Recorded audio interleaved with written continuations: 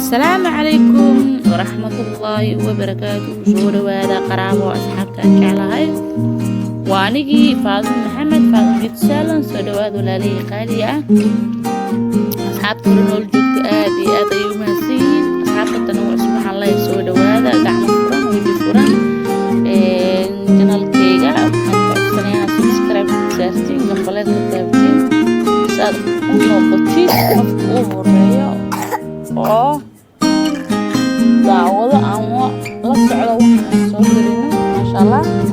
like-gan ayaan laga hilmaamin, like ayaan ku gaari karaa masha Allah. waa sii soo dhawaada